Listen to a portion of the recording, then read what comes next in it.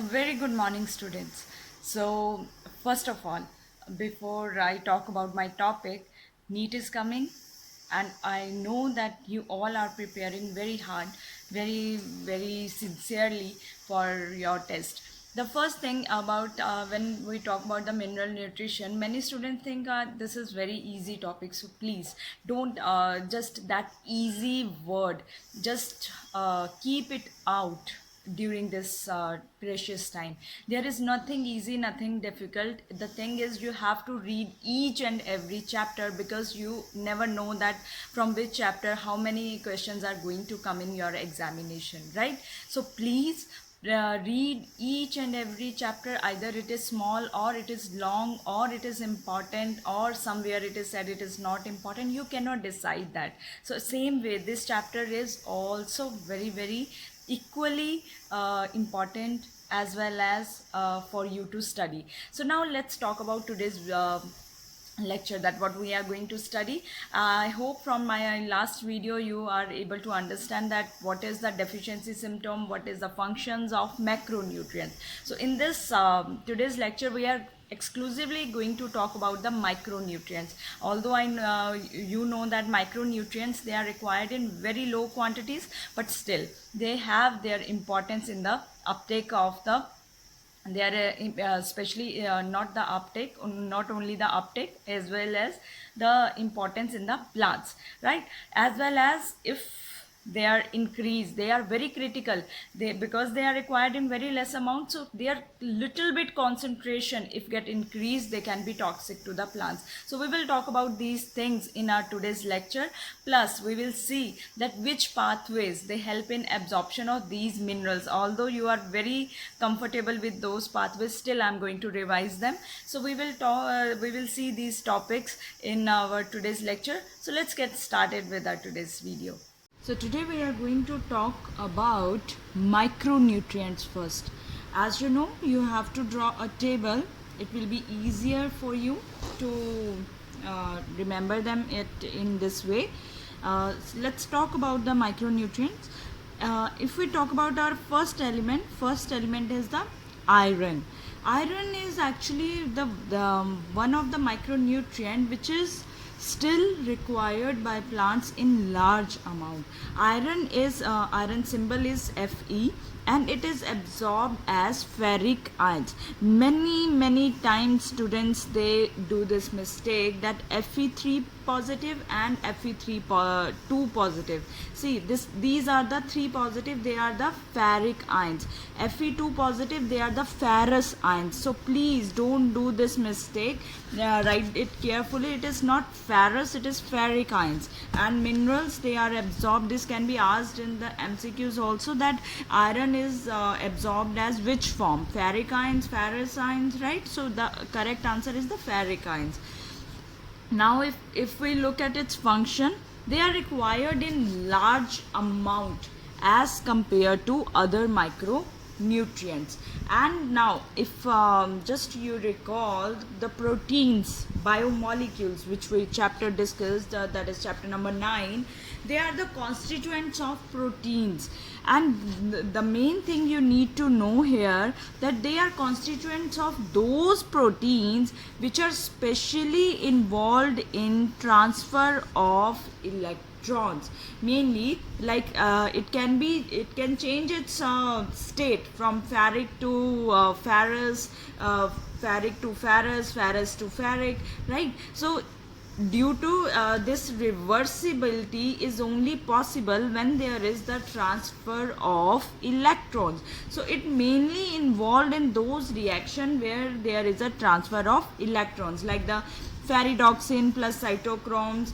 So it is helpful in these kind of reactions. It can be easily reversible, oxidized from ferrous to ferric, ferric to ferrous with the help of electron transfer. The most important function of iron is, it is essential, very important essential element for chlorophyll synthesis. So you can now I think idea that why this micronutrient is important. First, it is very important for the chlorophyll synthesis as well as various enzymatic reactions in which there is the transfer of electrons. Iron play important role. The deficiency symptom here is also chlorosis, that is the yellowing of leaves, and we discussed chlorosis in detail also. Now the manganese. Second one is manganese. Manganese symbol is Mn. Now it is absorbed as manganese ions, Mn2 positive. Let's look at its function. It activates manganese, it activates those enzymes which are involved in three main processes. One is photosynthesis, then is respiration, and the third very important is nitrogen metabolism, in which nitrogen is absorbed, so and as well as nitrogen is fixed. So these three are the main processes in case of plants. So it activate all the enzymes. Manganese, if manganese is present in an enzymatic reaction, it play role in the those reactions which are in photosynthesis, respiration, and nitrogen metabolism. Now in photosynthesis we know there is the splitting of water, so manganese play important role there. That is why we have written in the first step only that various reaction or enzymes, they get activated in presence of manganese. So in splitting of water to release oxygen during the photosynthesis time, and that situation manganese play also important role. The deficiency symptom, if manganese will not be present in sufficient amount, the first is yellowing of leaves, second is gray spots. The leaves will not be the smooth texture, there will be few gray spots will be observed on the leaves. It will be like if this is the leaf, then some like there will be few at the different patches, there will be the spots will be observed on the leaves. Next one is the zinc. Sorry, zinc ions, they are absorbed as Zn2 positive. Now zinc is activate few enzymes, and especially the carboxylases, and it is an important element which is needed at the time of synthesis of auxin. What is auxin? Auxin is, if you recall your 10th standard, auxin is known as the growth hormone, which play important role in the growth of the plants, and especially it is observed at the tips. Next is the it's a deficiency, malformation of leaves. If zinc will not be present in proper amount, leaves will not be formed properly, and there will be the improper formation of leaves will be observed. So we talked about iron, manganese as well as zinc, and out of this the main which is required in little large quantity as amount as compared to manganese and zinc, that is the iron. Now let's move on to the next our micro element, that is the copper. Copper is now that is absorbed as the cupric ions, right? It is Cu2 positive. Now it is involved in its function. If we talk about it, that is same like we talked about the iron, ferrous and ferric. Here is also cupric and cuprous. Now it is involved in metabolism in plants in redox reaction. Now what are redox reaction? Those reaction in which there is transfer of electrons, means one species, if you have like here, if you can see cupric and cuprous, one species will get, one side will get the electrons and one side will reduce the electron, means one side will gain lose the electrons. So basically there is transfer of electrons, and one of the reactant or one of the species get oxidized and other is getting reduced. One is taking electron and one is losing electron. So in these type of reactions, these are called redox reaction, and copper play very important role especially in the metabolism, because in metabolism there is many places where transfer of electrons are happening. Now again same, it is also like the iron, it is reversibly, it can be oxidized from the cuprous to cupric, cupric to cuprous.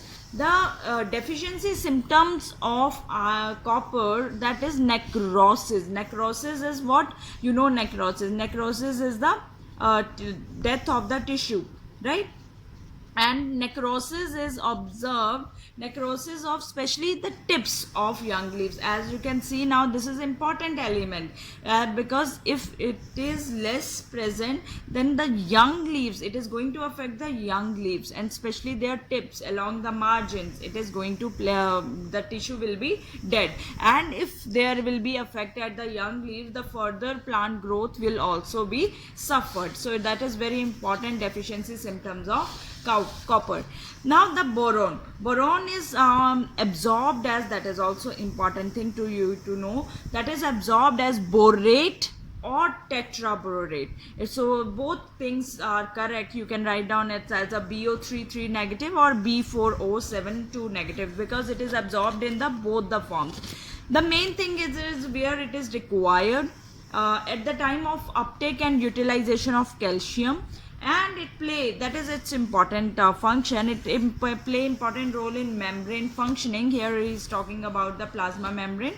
Then pollen germination, cell, when cell grow, cell elongation, as well as cell differentiation, and the carbohydrate translocation. Translocation means it's glucose to sucrose, right? Or sucrose to the, ultimately it is formed in the starch. So not in the starch, stored from the glucose to the sucrose translocation. So here it is required in various steps. Firstly, when their plant needs, plant has to absorb calcium, then plasma membrane functioning for the pollen germination, the 3 steps of the plant: growth, elongation, differentiation, as well as the food translocation or carbohydrate translocation. Boron play important role. Next is the deficiency symptoms. If boron will not be present, the death of the stem and the root tip will be happen there, because it played role in the cell elongation, so it suffers somewhere at the tip portion. Molybdenum is absorbed as the molybdate ions, MOO2 negative. It is a very important component of 2 enzymes, and those enzymes are nitrogenase as well as nitrate reductase. These are the very important enzyme in the nitrogen metabolism. So molybdenum involved or play very important role in nitrogen metabolism, because it is a component of these 2 enzymes, which are nitrogenase and nitrate reductase. Again, the main common deficiency symptom is chlorosis, but with the chlorosis, now here is the additional one deficiency symptom, that is the death of the marginal portion, death of the side tissues, marginal necrosis. The last one is chlorine. Chlorine is absorbed as the chloride ions. With the now chloride ions, we know that 2 ions which play very important role in the cell, those are sodium and potassium. So third, which along with sodium and potassium, which maintains solute concentration, that is chloride. So with sodium and potassium, chloride or chlorine, it maintains solute concentration in the cell as well as the main anion cation balance. Very, very important function for micronutrient chlorine. Now it is also important or essential for water splitting reaction. Can you tell me now, or can you recall where was the other element which we discussed, that's water splitting reaction? That was our manganese. In manganese, we also studied that it play important role in splitting of water and to release the oxygen. So manganese as well as the chlorine both play important role in the photosynthesis. Wilting of leaves, that is the deficiency symptoms of the chlorine.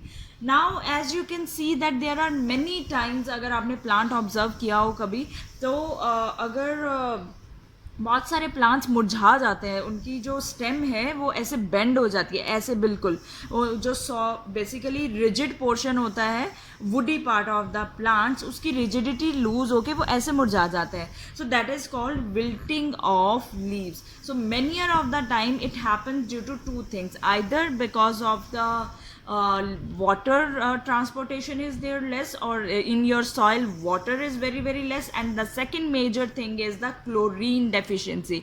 So loss of what is wilting, loss of rigidity of non woody part of the plants. Basically wilting is called murjha jana.